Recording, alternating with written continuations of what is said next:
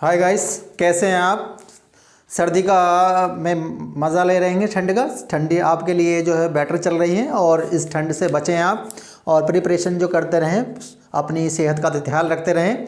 तो इसी कड़ी में देखिए आज मेरा जो टॉपिक रहने वाला है कि सारणिकों को कि हम उपसारणिक और सैखंड कैसे ज्ञात करते हैं, ख़ास तौर से इंटरमीडिएट क्लासों के लिए, तो उससे सीखेंगे।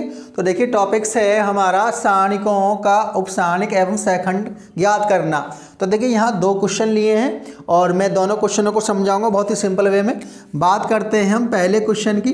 तो पहले क्वेश्चन में देखिए आपका सारणिक है 2,-4 0,3। तो देखिए यहाँ सारणिक की जब भी बात आती है हम डिनोट करते हैं एम से और MIJ, इसके आधार पर जितनी पंक्तियाँ और स्तंभ उसके आधार पर करते हैं। चलिए इसको करते हैं।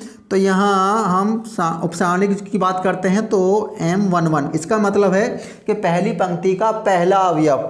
तो देखिए यहाँ इस वाले पहली पंक्ति में देखिए आपका 2 है, यानी करना तरीका क्या होगा कि जो भी आप अवयव लेते हैं उसके नीचे वाला पार्ट ढकना है, सामने वाला पार्ट ढकना है, जो बचता है वो आप लिख देते हैं। तो देखिए हम पहली पंक्ति का ये लेते हैं तो इसके नीचे वाला ढका, ये ढका, आपका 3 आ गया यहाँ पे। अब बात करते हैं पहली पंक्ति के दूसरे अवयव की। तो इसका मतलब उस अवयव को ढक लेते हैं, ये वाला पार्ट ढक लिया और ये ढक लिया, तो यहाँ ये आपका 0 हो गया।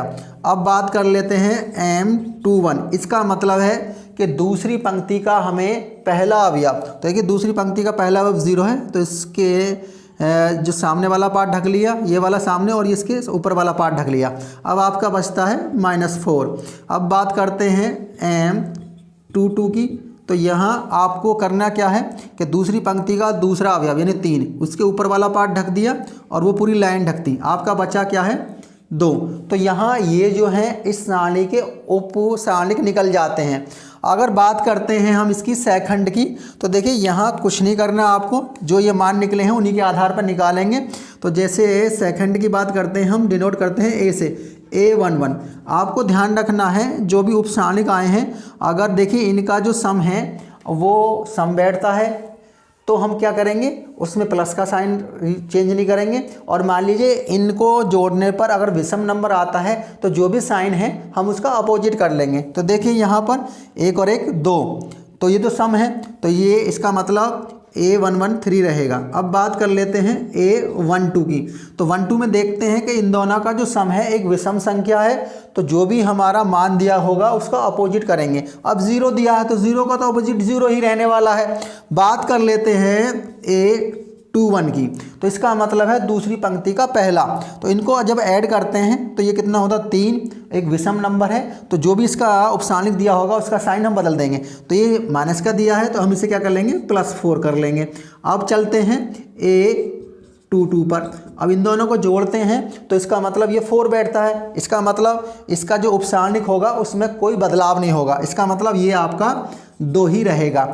अच्छा समझने के लिए देखिए मैंने एक 3x3 का लिया है और उसको आप समझ लेंगे किस प्रकार से करेंगे। मान लीजिए इसकी बात करते हैं, ये वाला पार्ट है आपका सेकंड क्वेश्चन का, तो इसे सॉल्व करते हैं। पहले इसके उपसारणिक निकालते हैं। तो देखिए सबसे पहले क्या करेंगे, M11 करते हैं और मैंने बताया 11 में जो भी आप ले रहे हैं उसके नीचे वाला पार्ट ढकेंगे और सामने वाला पार्ट ढकेंगे। तो ये वाला पार्ट ढक लिया हमने, ये वाला पार्ट ढक लिया।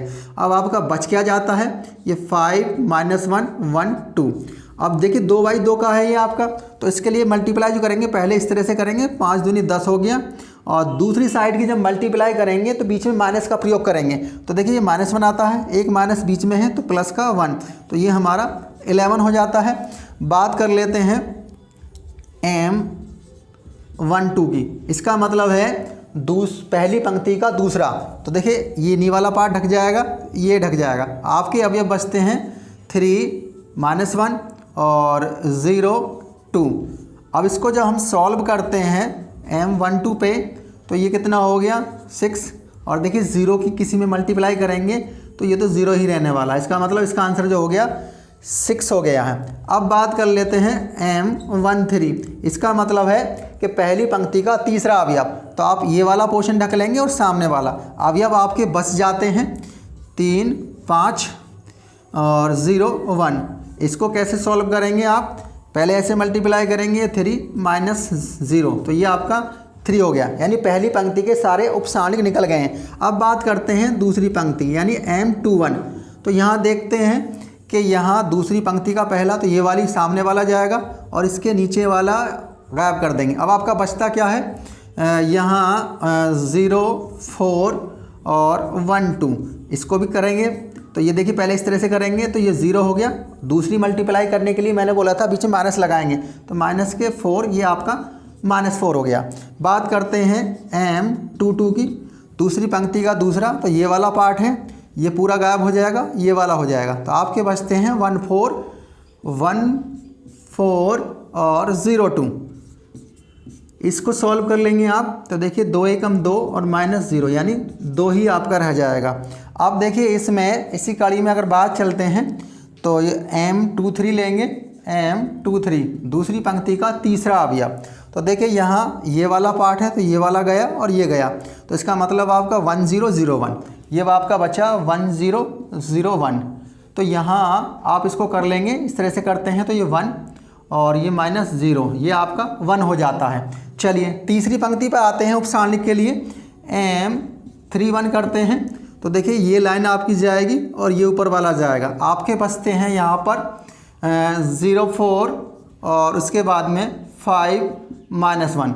इसको हम क्या करेंगे, मल्टीप्लाई कर लेंगे पहले इस तरह से -1, ये तो आपका 0 हो जाएगा सॉरी, और यहाँ 5 चौक 20 तो ये आपका -20 हो जाएगा।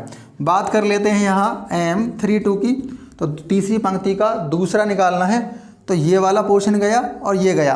अब आपके बच जाते हैं 1 4 3 -1, 1 4 और 3 -1। इसमें करते हैं तो ये आपका -1 और ये 4 तिया 12, तो इसका मतलब -13। चलिए M33 कर लेते हैं, तीसरी पंक्ति का तीसरा तो ये वाला गया ये गया। अब आपका 1 0 3 5, 1 0 3 5। अब यहाँ से आप इसकी कर लेते हैं तो 5 -0 तो आपका 5 हो गया। उपसारणिक जब भी आपके निकल जाते हैं तो सहखंड निकालने के लिए बहुत ही मैंने बताया था, उनका जो सम है आता है, सम आता है तो प्लस का साइन रहने वाला है, अगर मान लीजिए वो विषम आता है तो माइनस आता है। देखिए चलिए हम तीनों निकाल लेते हैं। A11 की बात करते हैं तो देखिए M11 कितना था आपका, ये आपका M11 जो है 11 है, और देखिए ये सम है तो ये तो 11 ही रहेगा। A12 और 12 को देखते हैं, दोनों को जोड़ के 3 आता है, 3 एक विषम होता है, इसका मतलब जो M12 होगा उसका साइन बदलना पड़ेगा। तो देखिए M12 आपका 6 था तो ये -6 हो गया। A13 की बात करते हैं तो ये तो 4 एक सम नंबर है, इसलिए जो M13 होगा उसका चेंजेस नहीं होगा। तो M13 आपका कितना था, 3 था। बात कर लेते हैं A21 की, तो देखिए 2 और 1 3, इसका मतलब M21 का साइन बदलना पड़ेगा। तो M21 आपका था -4, ये आपका 4 हो जाएगा। A22 की बात करते हैं, 22 का मतलब ये सम है तो M22 में कोई परिवर्तन नहीं होगा, तो M22 जो है आपका 2 ही रहेगा यानी A22। अब बात करते हैं A23, तो इसका मतलब 2 और 3 5, इसका मतलब M23 का हमें साइन बदलना है। तो M23 1 था तो इसका आपका -1 हो जाता है। अब बात करते हैं लास्ट पंक्ति की A31, तो इन दोनों को जब ऐड करते हैं 4, इसका मतलब M31 में कोई चेंजेस नहीं होगा। तो M3 जो है आपका 31 -20 ही रहेगा। A32 इसका मतलब A32 का मतलब ये 5 है, इसका मतलब M3 जो 2 है उसका साइन बदल देंगे। तो M32 जो है आपका -13 है तो ये आपका +13 हो जाएगा। लास्ट बात कर लेते हैं A33, इसका मतलब 3 और 3 6, तो इसका मतलब जो M33 होगा उसका कोई बदलाव नहीं होगा, तो ये आपका 5। तो आशा करता हूँ बड़े ही आपको इंटरेस्टिंग रूप में मैंने उपसारणिक और सेकंड बताया है। तो मेरी वीडियो अच्छी लगी होगी तो लाइक कमेंट शेयर जरूर करेंगे।